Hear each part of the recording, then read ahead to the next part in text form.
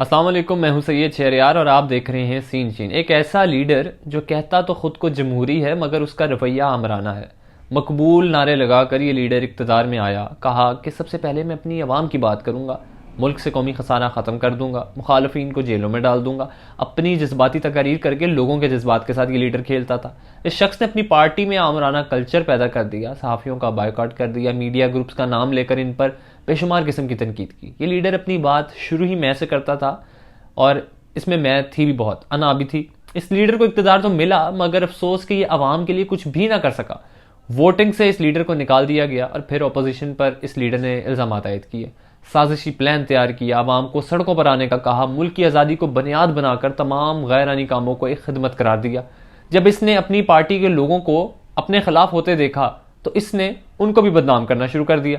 इस लीडर ने एक ऐसा माहौल तैयार किया कि अवाम इसकी कारकर्दगी पर बात कम और इसके झूठे बयानिए पर बात ज्यादा करे।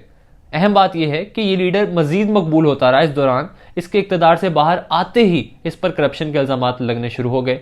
ये लीडर जब खुद अपोजिशन में था तो करप्ट हुकूमत को कहता था। इस लीडर के खिलाफ तोशा खाना के तहफ़ गायब करने की तहकीकात जो हैं उनको शुरू कर दिया गया।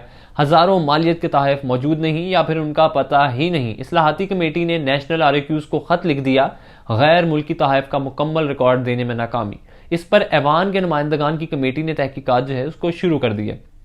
मीडिया के मुताबिक और कुछ मालूमात के मुताबिक इस लीडर को गैर मुल्की सरबराहों की जानिब से दिए गए दर्जनों तहफ़ का जो है पता नहीं चला जा सका।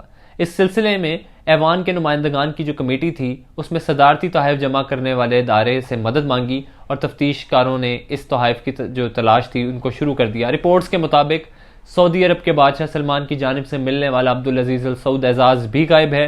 जापानी वज़ीर आज़म शिंजो आबे ने गोल्फ खेलने के सामान का कीमती तोहफा दिया था, इसका भी पता नहीं चलाया जा सका। रूस के सदर पुतिन ने 2018 वर्ल्ड कप के फुटबॉल जो था वो तोहफे में दिया। मिस्र के सदर ने मिस्र के कदीम देवता का सुनहरी मुजस्मा भी तोहफे में दिया और इस लीडर को एक अदद बड़ी पेंटिंग भी तोहफे में दी गई। तोशा खाना से मिल्का एलिज़ाबेथ दोम की दस्तखत शुदा नायाब तस्वीर, महात्मा गांधी का मुजस्मा, अफगान दरी, क्रिस्टल बॉल और ओमान की जानिब से दिए गए मलबूसात का भी पता नहीं चलाया जा सका। इन दिए गए तहफ़ की मालियत तकरीबन $50,000 से ज़्यादा है। अब मालूम करने की कोशिश की जा रही है कि आया ये सब तोहफ़ तोशा खाना में जमा करवाए भी गए या साथ ले गए। इस लीडर को खुफिया दस्तावेज के मामले पर लापरवाही के इल्जामात की तहकीकात का भी सामना है। हसास एजेंसी ने कार्रवाई के दौरान इस लीडर की रिहाइशगाह से चीन और ईरान से मुतल्लिक कई अहम दस्तावेज बरामद किए। ट्रंप के खिलाफ भी तोशा खाना केस खुल चुका है। डेमोक्रेट रुकन कांग्रेस का कहना है कि यह मालूम नहीं कि ट्रंप को किन गैर मुल्कियों ने कितनी मालियत के तोहफ़ दिए, मगर कमेटी का कहना है कि महकमा खारजा से मालूमात मौसूल हुई हैं, जिससे जाहिर यह होता है कि ट्रंप इंतज़ामिया ने इस जिम्मेदारी को तरजीह नहीं दी और इस कानून की तकमील करने में नाकाम रही जो सदर ट्रंप के ओहदे सदारत के आखिरी साल के दौरान गैर मुल्की तोहफ़े की जो रिपोर्टिंग कंट्रोल करता है।